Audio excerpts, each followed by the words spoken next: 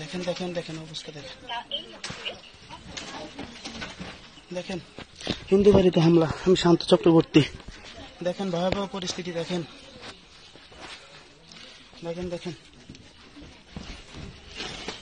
আমি নিরুপায়, আমাকে সাহায্য করুন।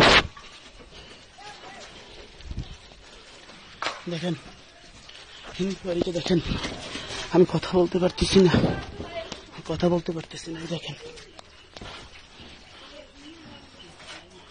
দেখেন আমার সিসি ক্যামেরাগুলো সব ভেঙে দিতেছে। দেখেন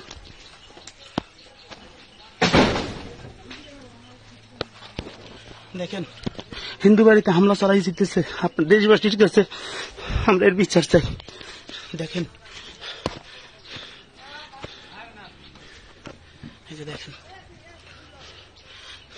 দেখেন অবস্থা রামনগর শেখমাটিয়া। দেখেন দেখেন অবস্থা দেখেন অবস্থা দেখেন কিভাবে ভাঙচুর ভাঙচুর চালাইছে। দেখেন দেখেন দেখেন অবস্থা। ওই দেখেন শত শত লোক, ওই দেখেন ভাঙচুর আমার মিলে ভাঙচুর করতেছে। ওই দেখেন দেখেন স্বাধীন দেশ, আমাদের স্বাধীন দেশ। দেখেন দেখেন আমার দিয়ে শুরু করছে। দেখেন দেখেন শত শত লোক। দেখেন দেখেন অবস্থা দেখেন। ওই দেখেন লুটপাট চলতেছে। দেখেন সবাই দেখেন। আমি সেনাবাহিনীর কাছে আমি বিচার চাই।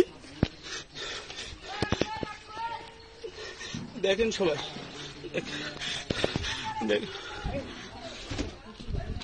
দেখেন আমার বাড়িতে আগুন দেবে, আপনারা সবাই আসেন। তো দর্শকবৃন্দ, সমগ্র শরীর শিরোহিত করে দেওয়ার মতো একটা ঘটনা, মানে খুঁজে খুঁজে মারা হচ্ছে। মানে আজব জিনিস চলছে দেশের মধ্যে, আমাদের দেশে না, বাংলাদেশের ঘটনা বলছি। এই যে কোনো এক হিন্দু ভাই লুকিয়ে রয়েছে, কি অবস্থায় রয়েছে, সে খাওয়া দাওয়া করেছে কিনা, খাওয়া দাওয়া করেনি, সারাদিন রান্না বাড়ি তো নেই, সকাল থেকে চলছে এইসব। মানে কিভাবে থাকবে এরা? দেখুন এমন জায়গায় লুকিয়ে রয়েছে, এবার বাড়ির একবারে শেষ জায়গায়, যেখানে মানে বাড়ির আসবাবপত্র রাখা হয়, মানে জিনিসপত্র যেগুলো রাখা হয়, যেগুলো আনইউজ জিনিসপত্র, সেই সব জায়গাতে গিয়ে লুকিয়ে রয়েছে এবং লুকিয়ে ভিডিও বানাচ্ছে। কিছু করার নেই, লুকিয়ে থাকতে হবে। যেমন যেভাবে খুঁজে বেড়াচ্ছে, এটা পুলিশকে মারতে পারে, সবকিছু করতে পারে, এরা মানুষকেও মারতে পারে। এদেরকে, এই যে হিন্দু ভাই বোন যে দেখছেন, এদেরকে মারবে না, এর কোনো ভরসা নেই।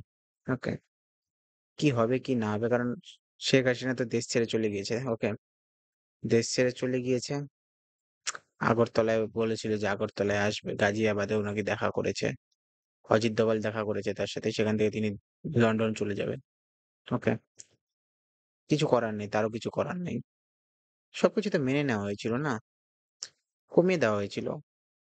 তারপরে কেউ এরকম 7% শুধু এখন আরেকশন রয়েছে সবকিছু মিলায়, শুধুমাত্র 93% মেরিট করে দেওয়া হয়েছে।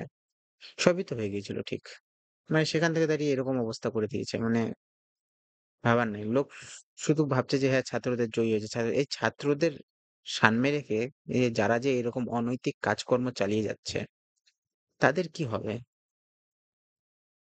এই যে ভাই বোন, এই যে এত সুন্দর বাড়ি, এত বড় জমির মধ্যে বাড়ি তৈরি করা, সব বাড়ি ছেড়ে চলে আসতে হবে, কিচ্ছু করার নেই। কতদিন এমন ধুক ধুক করে বেঁচে থাকবে লোকে? মানুষকে তো শান্তি দরকার, মানুষের জীবনে টাকা পয়সা তো থাকবে, বাড়ি ঘর তো একদিন সবাইকে রেখে চলে যেতে হবে, কিন্তু একটু যে শান্তি খুঁজবে, সেই শান্তি খোঁজার জায়গা পাচ্ছে না। গ্রাম এলাকা দেখুন, একদম গ্রাম, আমাদের মতো শহর এলাকাও নয়, গ্রাম এলাকা একদম। বাড়ি ঘরের মধ্যে দেখবেন 4 চালা বাড়ি দেখতে পাচ্ছেন। এসব ছেড়ে চলে আসতে হবে, কিছু করার নেই, কিচ্ছু করার নেই, করার থাকবেও না, কারণ নাহলে মরতে হবে ওখানে, কিছু করার নেই। ঠিক আছে, আপনি মরে গেলেন, আপনার বাচ্চা, আপনার যে মেয়ে রয়েছে, মেয়েকে কি করবেন? এই মেয়েদের সাথে যেভাবে অত্যাচার হবে, কিছু ভাববে না তো? এরা কি বলবে? এদের এরা মানে ব্রেন ওয়াশ হয়ে গিয়েছে। কাফের বলবে, বলবে কাফের করেছি, পুণ্য হবে আরো। ওকে, কোথায় যাব? যাব জান্নাতে। ওকে, ৭২ হুর পাবো, যত কাফের মারবো তত মানে মজা, আনন্দ যত, তত আল্লাহ নিজের কাছে টানবে। Brain wash public. পাকিস্তানের তো বুঝাই যাচ্ছে পাকিস্তান থেকে এগুলা ব্রেন ওয়াশ হওয়া পাবলিক। জামাতে ইসলাম অবশ্যই পাকিস্তানকে সাপোর্ট করে। একটা জিনিস মনে রাখবেন, যারা শেখ হাসিনাকে কিন্তু সমর্থন করছে না, তারা কিন্তু ভারতকে সমর্থন করে না। যেমন ইন্ডিয়া আউট ক্যাম্পেইন তাদের ওখানে চলেছে। যেমন আমাদের একটা দেশ রয়েছে পার্শ্ববর্তী দেশ, সেটা হচ্ছে মালদ্বীপ। মালদ্বীপে যেমন ইন্ডিয়া আউট ক্যাম্পেইন চলছে, এদের এখানে ইন্ডিয়া আউট ক্যাম্পেইন চলছিল।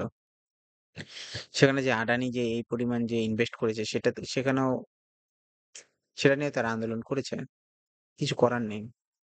মানে এরা চাচ্ছে না ইন্ডিয়া এখানে থাকুক, ইন্ডিয়ার হস্তক্ষেপ হোক। ঠিক আছে, ইন্ডিয়ার হস্তক্ষেপ হবে না, পাকিস্তানের হস্তক্ষেপ হবে। কারণ দেখুন, আমাদের যে জ্ঞানীগুণী লোকেরা রয়েছে, যারা আমাদের যে আগের পূর্বপুরুষরা রয়েছে, তারা কিন্তু সবসময় একটা কথাই বলতো, বন্ধু ভালো থাকতে লাগবে। ওকে, আপনি যার সাথে মিশবেন তার মতোই হয়ে যাবেন। আপনি যদি ইন্ডিয়ার সাথে মিশেন, ইন্ডিয়ার মতো হয়ে যাবেন। পাকিস্তানের সাথে মিশলে পাকিস্তানের মতো।